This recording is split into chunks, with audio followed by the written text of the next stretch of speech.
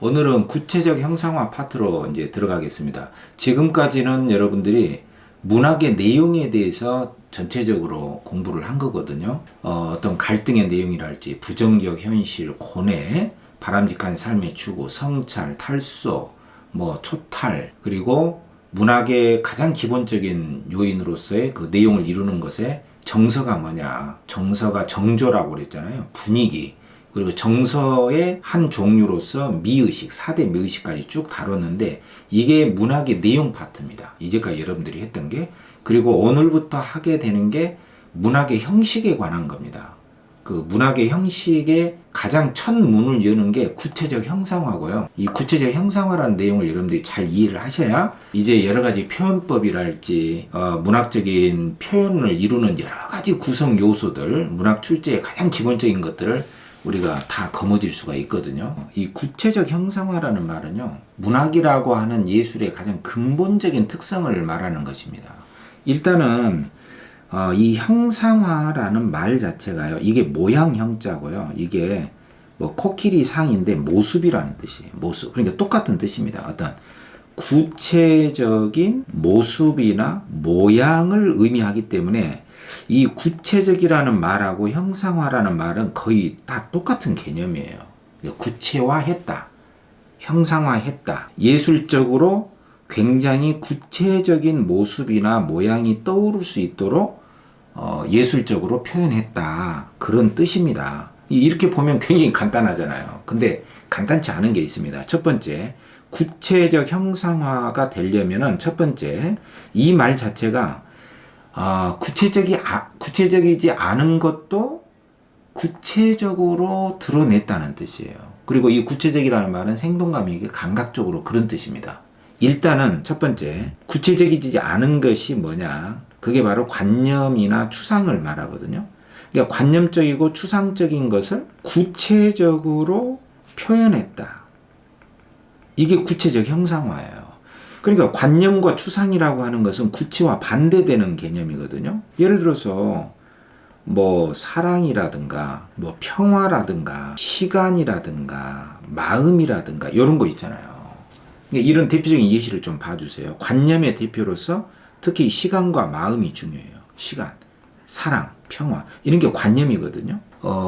그의 몸은 따뜻했다 라든가 그런 것은 훨씬 더 구체적이죠. 따뜻하다. 근데 사랑, 이것은 관념입니다. 평화, 이것은 관념이에요. 시간 같은 거 여러분들 볼 수 있고 만질 수 있습니까? 일단은 보거나 직접 만질 수 없는 것은 관념이라고 우리가 파악을 할 수가 있거든요. 마음 어떻습니까? 마음. 여러분들 마음이 있습니까? 마음이 어디에 있습니까? 눈에 있습니까? 뇌에 있습니까? 코에 있습니까? 머리털에 있습니까? 귀, 입에 있습니까? 심장에? 심장은 물질에 불과해요. 뇌에 마음이 있다? 근데 뇌라는 것을 해부해서 쪼개가지고 내놔 보면은 어떤 신경세포, 어떤 뉴런이라고 하는 그것이 연결된 시냅스, 신경돌기 이런 것들밖에 없습니다. 하나의 그 딱딱한 물질이거든요. 그 마음은 없어요. 물질에서 마음이 나오나? 어디에도 마음은 없습니다. 팔다리 이거 자르면은 이거 자체가 마음이 아니에요. 눈이 본다고 하지만 눈알을 빼놓고 놔두면 눈은 눈을 볼 수가 없고요. 이 눈알 자체로는 대상을 볼 수가 없고 눈알 자체에서 마음이 나오는 건 아니에요. 그러나 연결을 시켜서 어떤 신경 조직 안에서의 활동을 통해서 몸 안에서 어떤 전기화학적인 반응이 일어나가지고 뇌로 전달이 돼서 뇌에서 어떤 신경 전달 물질이 나와가지고 물질로서는 상상도 하지 못할 저런 물질에서 어떻게 마음이 일어나나 생각과 감정이 일어나나 정말 놀랄 정도로 거기서 광활한 우주의 세계까지를 다 상상하고 또 다른 나를 창조해 내기도 하고 꿈도 꾸고 난리가 납니다. 근데 마음이 어디에 있냐 이거. 오늘은 내 마음이 아프다. 아픈 내 마음을 내놔봐라 하면은 그 아픈 내 마음을 내놓을 수가 있습니까? 내놓는다는 것은 보여주거나 만질 수가 있어야 되는데 이게 아픈 마음이구나. 이게 행복한 마음이구나. 그러나 그 흔적을 볼 수가 없잖아요. 만질 수가 없습니다. 마음은 신체 기관 어디에도 없고 바깥에도 안에도 없는데 내 몸 안에 전체적으로 어느 곳에든지 다 흐르고 있어요. 이렇게 직접 만질 수도 없고 볼 수도 없지만 있다라고 생각을 할 수 있는 것, 이게 관념이에요. 그러니까 마음이 관념의 대표입니다. 여러분, 시간, 과거 과거는 기억 속에 밖에 없거든요. 이런 거 과거 만질 수 있어요. 미래, 오지 않은 미래. 현재도 지금 지나가고 있습니다. 그러니까 과거, 현재, 미래라는 것도 사실은 우리가 인위적으로 구성해 놓은 하나의 관념과 개념입니다. 시간과 마음, 타임, 마인드, 이게 관념이에요. 관념. 근데 이러한 관념과 추상적인 것을 구체화했다는 뜻이에요. 그러니까 관념과 구체적인 것을 구별할 수 있어야 됩니다, 여러분. 이게 구체적 형상화다. 이런 말은 일단은 문학에서 관념적인 거, 마음이 대표잖아요. 이 마음을 구체적으로 드러낼 수 있어야 한다. 그래서 관념을 구체화한 것이다. 이 관념의 구체화가 구체적 형상화다. 이렇게 먼저 이해를 하셔야 되고요. 그 다음에 이런 관념과 추상적인 것을 구체화하려면 어떻게 표현해야 되냐면은 감각적이고 생동감 있게 표현하는 것을 구체적 형상화라고 해요. 근데 이게 되게 중요한 거죠. 구체적 형상화라는 말 속에는 이미 감각적이다, 생동감이 있다, 이런 말하고 거의 동의어라고 보시면 됩니다. 감각은 오감이죠. 시청, 후미, 촉각이죠. 근데 생동감이라는 것은 생명력하고는 좀 관계가 있으면서도 별개로 쓰이는 말이에요. 생명력은 이 희망, 의지, 삶, 막 이런 것이고요. 이런 내용적인 것이고요. 생명력이라는 것은 생동감 있다는 것은 구체화해서 드러냈다는 뜻이에요. 구체화라는 것은 감각을 말합니다. 보고 듣고 이렇게 시청, 후미, 촉각은 감각적인 것이잖아요.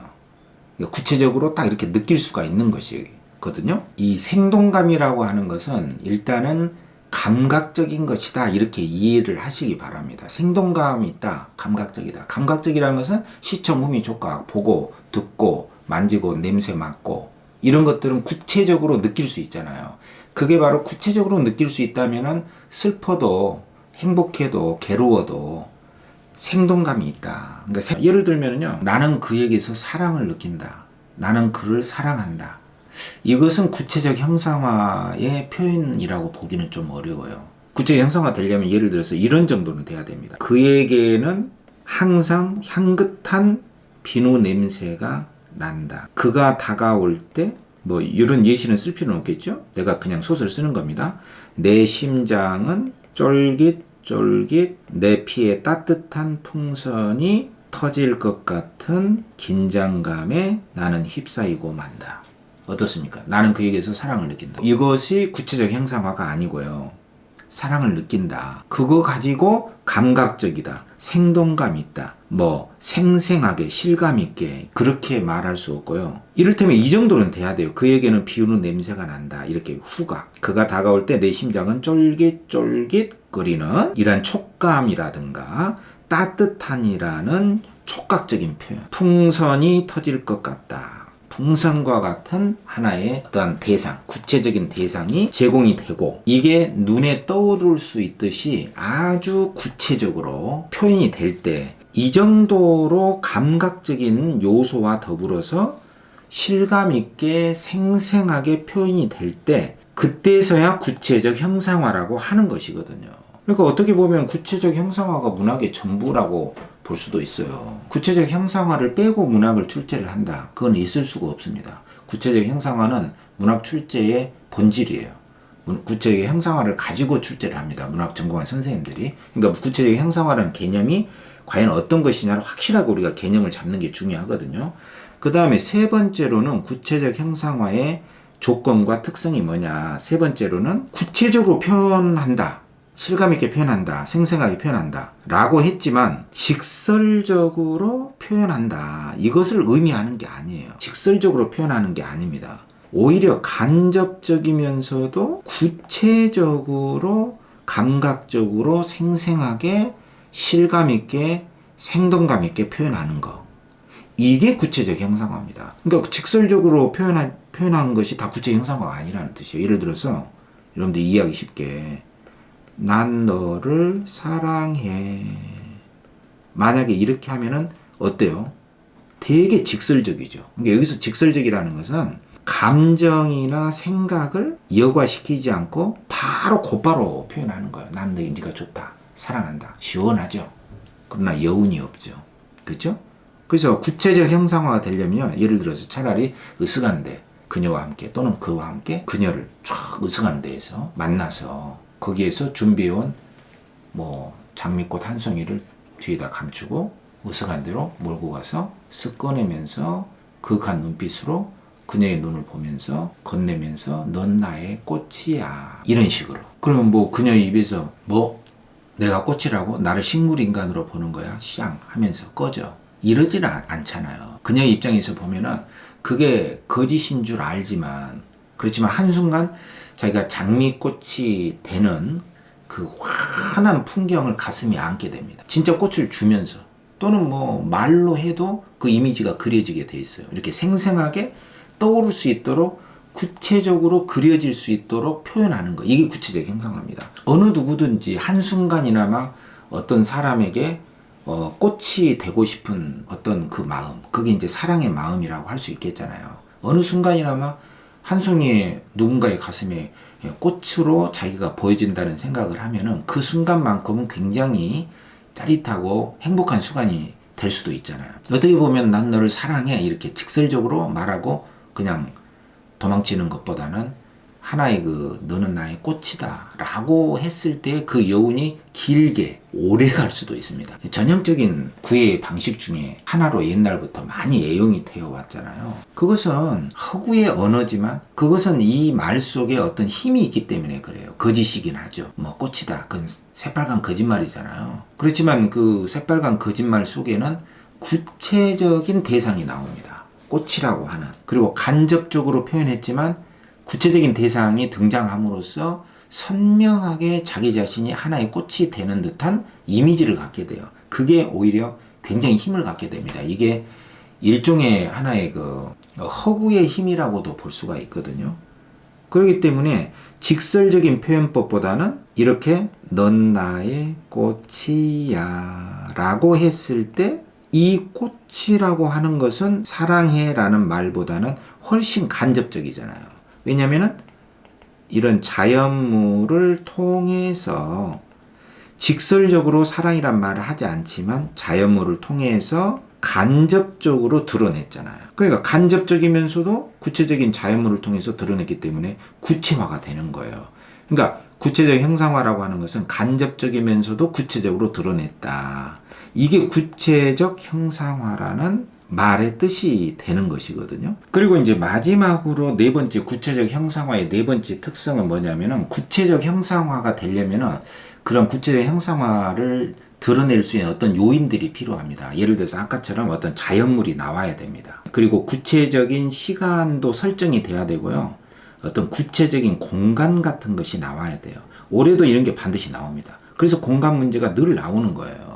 시간 같은 것은 이것 자체는 관념인데 구체적인 시간을 제시해주면은 구체적 형상화의 조건이 되거든요. 자연물 같은 것도 뭐 나오기만 하면은 그 자체가 시각이 되고 그 자체가 감각적인 표현을 이루게 하는 요인이 되기 때문에 자연물은 감각적 이미지를 드러내는 가장 강력한 요인이 돼요. 이런 자연물이나 시간, 공간과 같은 것들을 설정을 해서 구체적으로 눈앞에 선명하게 떠오를 수 있듯이 묘사하는 것. 이 묘사가 굉장히 중요합니다. 묘사. 다시 한번 이제 뒤에서 이야기하겠지만 이 그림 그릴 묘자거든요. 그리고 백길사. 그러니까 그림을 그리듯이 자세하게 구체적으로 아주 생생하게 백길사, 베끼듯이 그대로 제공을 해준다. 그러면 어떻습니까? 생생하게 떠오르잖아요. 그냥 나는 너를 사랑한다. 이렇게 무미건조하게 말을 하는 게 아니라 그것도 좋지만 어떠한 그 자세하게 눈앞에 떠오를 수 있도록 어떤 이미지를 전달해 주는 것이죠. 이게 이제 구체적 형상화를 이루는 조건들이에요. 그러니까 시험지에서 항상 구체적 형상화의 조건으로서 자연물이나 시간, 공간을 그래서 항상 묻게 되는 것이거든요. 그래서 이런 자연물이나 시간, 공간을 설정해서 구체적으로 묘사할 때 구체적 형상화가 된다. 뭐 그녀가 떠나서 내 마음 외롭다 이렇게 하지 않고 예를 들면 이런 건 뭐 쓰지 말고 내가 이제 소설 한번 써보겠습니다. 비칠거리는 몸짓으로 밤은 다가온다. 그녀가 떠난 이 텅 빈 도시에 우줄우줄 춤을 추듯 비는 내린다. 하염없이 그는 걷고 있다. 만약에 이런 문장을 쓴다면요, 어떻습니까? 그녀가 떠나고 내 마음은 미칠 듯이 외롭다. 이 한 문장으로 충족시키지 못하는 구체적 형상화의 조건이 이 문장 속에 설정이 돼 있거든요. 예를 들면 비찔거리는 몸짓으로 밤은 다가온다. 아까 그 간단한 문장보다도 이 밤이라는 시간이 설정이 됐잖아요. 그지? 그녀가 떠난 이 텅 빈 도시 나오죠. 공간, 우줄우줄, 의태어죠. 음성 상징어, 비, 자연물 나오죠. 금방이라도 쏟아질 듯 울먹이는 눈망울에 눈물이 쏟아질 듯 그는 걷고 있었다. 이런 것들은 시각이잖아요. 그래서 이러한 자연물이라든가 비, 음성 상징어, 의태어, 의성어, 밤, 시간, 공간, 어떤 시각적인 요소들, 이런 것들이 반드시 설정되어 있어요. 문학 작품에는. 그러니까 이런 요소들이 바로 구체적 형상화의 특성과 조건을 이루는 요인들이고, 이런 것들이 나올 때에 우리는 생생한 묘사가 되어 있다.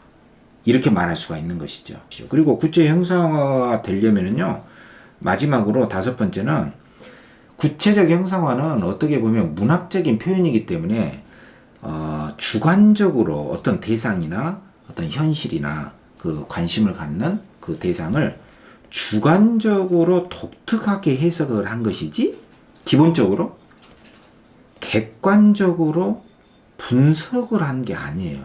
그러니까 문학은 어떤 인물에 대한 그 탐구고, 어떤 삶과 현실에 대한 독특한 그 인물의 주관적인 해석의 과정입니다. 그렇기 때문에 다시 한번 객관적 분석이라는 말이 나오면은 구체적 형상화하고는 거리가 먼 것이에요. 이게 굉장히 중요합니다. 예를 들어서 9시 앵커가 뉴스를 하는데, 여러분 안녕하십니까? 오늘 강원도 미시행에 엄청난 폭설이 내렸습니다. 모든 차량이 통제됐습니다. 인적이 끊어졌습니다. 이렇게 말하는 게 어떤 객관적인 보도죠. 그게 이제 그 요인에 관한 분석이 들어갈 수도 있잖아요. 여러 가지 원인들을 분석해서. 이게 이제 객관적인 서술이고 분석입니다. 근데 만약에 9시 뉴스 앵커가, 여러분 안녕하십니까? 오늘 강원도 미시령에 한방눈이 내렸습니다. 오늘은 그녀와 함께 이 외진 곳에서 폭설이라도 내려가지고 함께 사랑을 나누고 싶습니다. 만약 이렇게 주관적인 멘트를 날린다고 하면은 세상이 난리가 나겠죠. 저게 뉴스냐? 그러니까 뉴스는 객관적이어야 하는 대상이고요. 문학은 당연히 그 대상을 주관적으로 해석을 하고, 그 대신에 그 대상에 대한 주관적인 해석이 생생하게 감각적으로 떠오를 수 있도록 구체적 형상화가 이루어지는 게 문학의 본질이다. 그러니까 객관적 분석이라는 말을 쓰면 안 된다, 이겁니다. 그래서 여러분들 구체적 형상화라는 말과 관련해서 이렇게 이해해야 될 사안이 굉장히 크거든요. 이것만 이해를 하면 앞으로 이 문학적인 표현에 대해서는 전부 다 이해할 수 있습니다. 그래서 제가 이렇게 좀 시간을 내서라도 설명을 해드리는 것이거든요. 마지막으로 그 옆에다가 뭐 공간이 없습니까? 그러면 131쪽 그 밑에다가라도 이제 문학의 구체적 형상화라는 것은 철학이나 과학이나 어떤 종교나 역사, 이거하고는 좀 다르거든요. 요것만 이제 여러분들이 교양적으로 짤막하게만 좀 써놓으세요. 이왕 말이 나왔으니까. 이 문학이라고 하는 것은 일종의 예술인데, 그것의 가장 큰 표현의 특징이 구체적 형상화다. 이건 이제 이야기를 했고, 그죠? 근데 이런 것은, 어떻게 보면 이런 역사하고 좀 차이가 납니다. 그리고 과학하고도 차이가 나고요. 철학하고도 차이가 나고, 종교하고도 차이가 납니다. 그 차이가 나는 것의 가장 큰 특징이 구체적 형상화 때문에 그래요. 예를 들어서 역사라는 것은 구체적이지 않아요. 물론 구체적인 사건을 다루지만 과거에 일어난 사건에 대해서 굉장히 일반적인 차원에서 그것도 객관적으로 서술을 하는 것이 보통이에요. 예를 들어서 뭐 1919년에 3.1운동이 일어났다. 뭐 일제치하는 우리 한국의 암흑기였다.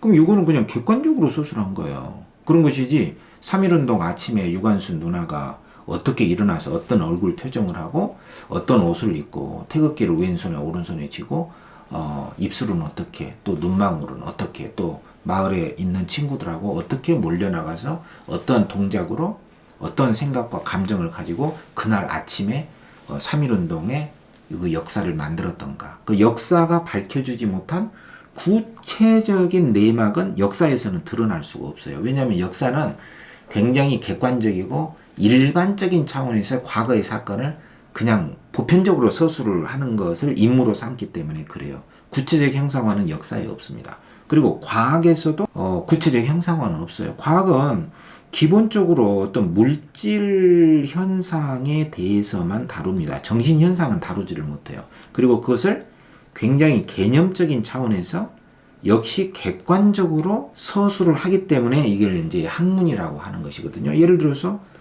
이 물질의 근원은 물질의 가장 최소 단위, 물질의 근원은 뭐 쿼크다, 또는 뭐 입자다, 파동이다, 아니면 뭐 촉근이다 라고 이야기를 한다면은 이런 것은 구체적 형상화가 아니잖아요. 그냥 아주 단순하게 이야기를 하는 거잖아요. 객관적으로, 굉장히 개념적으로 이렇게 설명을 하는 것이죠. 이거 다 개념화된 거예요.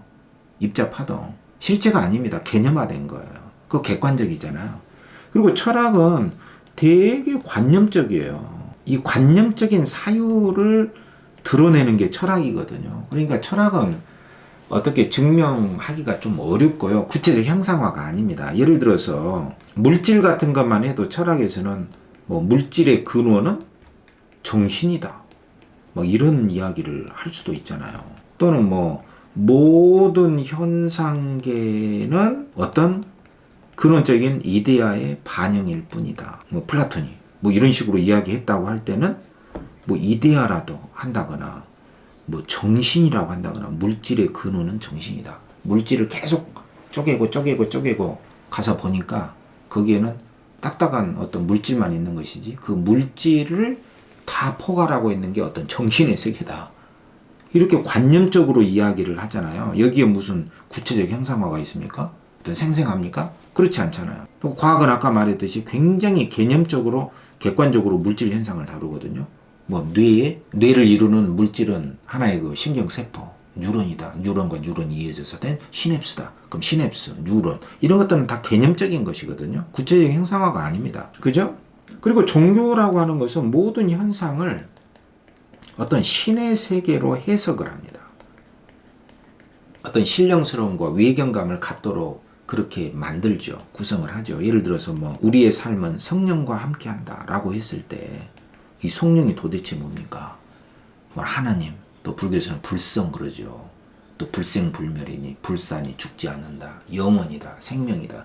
이런 것들은 되게 관념적으로 궁극적으로는 신의 영역으로 모든 세계를 해석을 해 나가려고 하는 노력입니다. 종교죠. 신의 음성으로. 그러나 문학이라고 하는 파트는 이런 것들하고 좀 달라요. 어떤 것이 더 낫다, 우월하다 그런 게 아니라 어떤 대상과 삶을 보는, 세계를 보는 그 인식 체계가 이런 것들하고 겹쳐져 있을 수는 있지만 그 표현의 양상에서는 구체적 형상화로 굉장히 생생하게 실감 있게 감각적으로 드러내고 있다. 그것이야말로 다른 영역들과 구별되는 문학의 표현 방식의 특징이다. 구체적 형상화의 특징을 여러분들이 잘 이해를 해 두셔야 되는 이유가 여기에 있는 것이거든요. 여러분들이 구체적 형상화는 앞으로 이제 우리 강의가 13강부터 쭉 이어져 나가는 굉장히 중요한 파트이기 때문에 잘 이해를 하시고 궁금하거나 이해가 안 되는 점이 있으면 여러분들이 댓글로 즉시 머뭇거리지 말고 질문을 하시고 해결해 나가시길 바랍니다. 여러분들 한강 주의를 기울이면서 앞으로 쭉 나가시면 분명히 좋은 결과가 있을 겁니다. 수고했습니다.